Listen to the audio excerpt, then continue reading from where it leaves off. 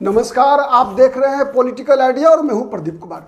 मित्रों, बांग्लादेश में जो वहां के सरकार के प्रमुख हैं, ना वो प्रधानमंत्री है ना राष्ट्रपति है, अंतरिम सरकार के प्रमुख है मोहम्मद यूनुस।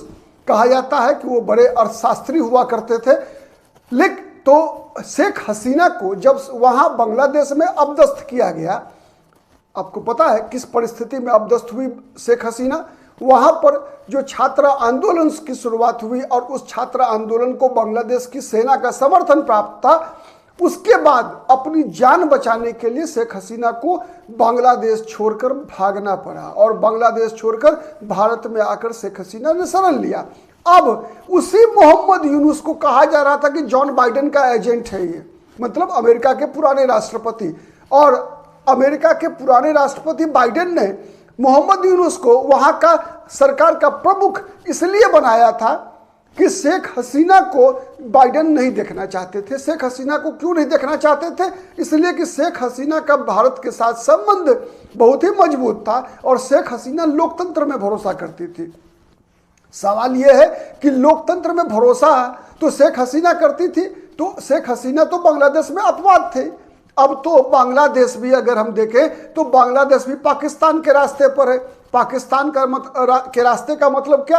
लोकतंत्र नहीं, आर्मी सर्वोपरि, धार्मिक कठमूल्य सर्वोपरि, उसी रास्ते पर बांग्लादेश चल पड़ा है। किसी भी समय आपको यह सब सूचना मिल सकती है कि या तो बांग्लादेश में सेना ने तख्ता पलट कर दिया मोहम्मद यूनुस का, या फिर मोहम्मद यूनुस शेख हसीना की तरह प्रधानमंत्री का पद छोड़कर देश से भाग गए या फिर इस्तीफा देकर कहीं तीसरे जगह चले गए।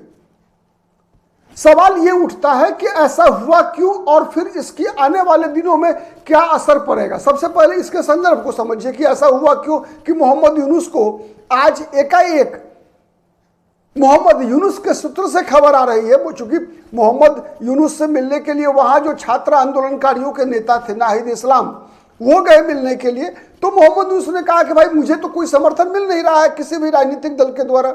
स्वाभाविक भी है, राजनीतिक दल क्यों समर्थन करेंगे, क्योंकि वो तो गैर राजनीतिक व्यक्ति है।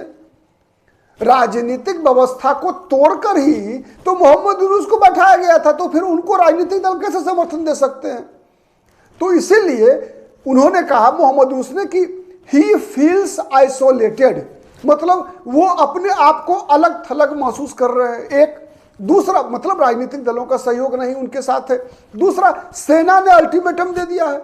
सेना ने अल्टीमेटम दे दिया। सेना प्रमुख जो वहां के हैं उन्होंने स्पष्ट अल्टीमेटम दे दिया है कि आपको दिसंबर तक चुनाव कराना है और उसके लिए दिसंबर तक चुनाव कराने के लिए आपको सितंबर से आने से पहले नोटिफिकेशन जारी करना होगा। तो अब देखिए कि वहां का जो सरकार का प्रमुख है, उसको आर्मी का जो चीफ है वकार उज्जमा, ठीक है, उसने वो अल्टीमेटम देता है कि आपको ये काम करना पड़ेगा। मतलब वहां पर स्वाभाविक है ना कि वहां पर कोई अकाउंटेबिलिटी नहीं है। किस चीज की अकाउंटेबिलिटी? जब जनता के द्वारा चुना गया सरकार नहीं, और जब सरकार के द्वारा चुना गया आर्मी चीफ नहीं, तब तो फिर वहां पर केवल और केवल तानाशाही है। जिसकी लाठी उसकी भैंस। मतलब कहने का मतलब यह है, मैंने पहले कहा कि बांग्लादेश पाकिस्तान के रास्ते पर है। मतलब 1971 में बांग्लादेश ने जब शुरुआत किया था अपनी आज़ादी के बाद, पाकिस्तान से आज़ाद हुआ था, लाखों महिलाओं के बलात्कार करवाने के बाद, पाकिस्तानी सैनिकों से टिक्का खा से मार खाने के बाद, जब बांग्लादेश को इंदिरा गांधी ने आज़ाद करवाया, भारत के सहयोग से आज़ाद हुआ, तो वो बांग्लादेश जब भारत से की नमक का शरीयत अदा नहीं कर सका, भारत के साथ 10 वर्षों के अंदर ही, आपको याद होगा बेगम खालिदा जिया के पति और या फिर मोहम्मद इरशाद के सरकार के शासनकाल के दौरान भारत के साथ संबंध कैसा था। वो तो गनीमत है कि शेख हसीना के साथ लगभग 10-12 वर्षों का जितना भी कार्यकाल रहा शेख हसीना का, उसमें भारत ने एक पड़ोसी का संबंध जो है बांग्लादेश के साथ रखा, और उसमें भी भारत का फायदा जितना हुआ उससे ज्यादा फायदा बांग्लादेश का हुआ। बांग्लादेश को आज पाकिस्तान के साथ जब संबंध खराब हुआ तो भारत ने पानी रोकने की बात की है। आपको पता है भारत में गंगा नदी अगर सूखी है अगर, तो उसका सबसे बड़ा कारण बांग्लादेश को पानी जो दिया गया देवगौड़ा के समय में कार्यकाल के दौरान, उसकी सबसे बड़ी भूमिका है। उसके बाद तीस्ता नदी के जल का बंटवारा, ये सब कई ऐसे बांग्लादेश के हित में भारत सरकार के फैसले रहे। तो बांग्लादेश, वो बांग्लादेश जब भारत के प्रति कृतज्ञता दिखाता है, इसका एहसास नहीं है कि भारत ने उसके लिए क्या किया, तो फिर काहे का लोकतंत्र से वो प्यार करेगा भाई? काहे को अपनी जनता से प्यार करेगा? वहां एक ही चीज से प्यार है। पाकिस्तान का मतलब क्या है?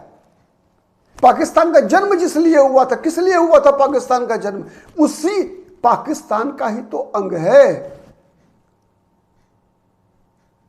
दाहिना हाथ अगर वर्तमान पाकिस्तान है तो बायां हाथ तो बांग्लादेश है।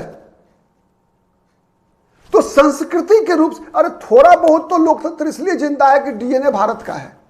कभी कभार लोकतंत्र अगर पाकिस्तान या बांग्लादेश में कभी कभार टिमटिमाता है तो वो डीएनए भारत का है। कोई महिला अगर प्रधानमंत्री बन जाती है, चाहे पाकिस्तान में बेनजीर भुट्टो बनी हो, चाहे बांग्लादेश में खालिदा जिया बनी हो या शेख हसीना बनी हो, तो केवल इसलिए कि बांग्लादेश और पाकिस्तान का डीएनए भारत का है। अदरवाइज दुनिया के किसी ऐसे इस्लामिक देश का नाम बताइए जहां पर कि कोई महिला राष्ट्राध्यक्ष रही हो, एक इंडोनेशिया छोड़कर, चूंकि इंडोनेशिया भी अपना डीएनए भारत को ही मानता है, इसके अलावे नहीं मिलेगा। तो यह सच है, इस्लामिक देशों में लोकतंत्र और इस्लाम दोनों एक दूसरे के दुश्मन हैं। वहां खलीफाबाद चलता है, तो वह पाकिस्तान हो चाहे बांग्लादेश हो, वहां के सेना प्रमुख, मतलब जिसके पास ताकत है, वो वहां का खलीफा ही है। जमायत इस्लामी जो बांग्लादेश में है वो सबसे मजबूत घटक है समाज का। और जमायत इस्लामी के साथ ही शेख हसीना के संबंध के खराब होने का परिणाम शेख हसीना को भुगतना पड़ा और देश छोड़कर भागना पड़ा। थोड़ा तस्लीमा नसरीन को थोड़ा पढ़ना चाहिए हम भारतीयों को, कि जब बांग्लादेश अपने देश के अंदर तस्लीमा को बर्दाश्त नहीं कर सकता है, शेख हसीना को बर्दाश्त नहीं कर सकता है, तो वो लोकतंत्र कैसे बर्दाश्त करेगा और किसी सुनीता को कैसे बर्दाश्त करेगा भाई? हमने देखा शेख हसीना को जब देश छोड़कर जाना पड़ा, उसके बाद बांग्लादेश की क्या स्थिति रही। महीनों तक लूट मार, हत्या, बलात्कार, मंदिरों पर हमले, ये सब कुछ होता रहा बांग्लादेश में। तो बांग्लादेश में मोहम्मद यूनुस इस्तीफा दे या मोहम्मद यूनुस का तख्ता पलट हो जाए, मोहम्मद यूनुस को कोई अंतर नहीं पड़ना है। अंतर पड़ना है बांग्लादेश में रहने वाले।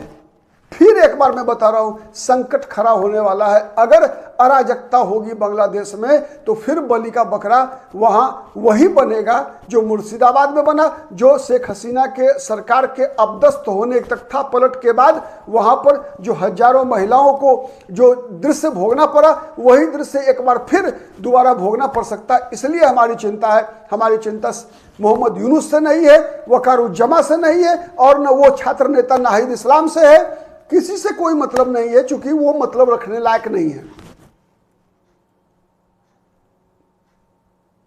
देखते हैं दुनिया का चौधरी ट्रंप क्या करता है। ट्रंप का कोई एजेंट बैठता है, जैसे जॉन बाइडेन का एजेंट बैठा मोहम्मद यूनुस, वैसे ही ट्रंप कोई अपने एजेंट को बैठाने में कामयाब हो पाता है या नहीं हो पाता है। आज के लिए इतना ही, फिर किसी अन्य मुद्दे पर आपके समक्ष हाजिर होंगे। तब तक के लिए धन्यवाद, नमस्कार, जय हिंद, जय भारत।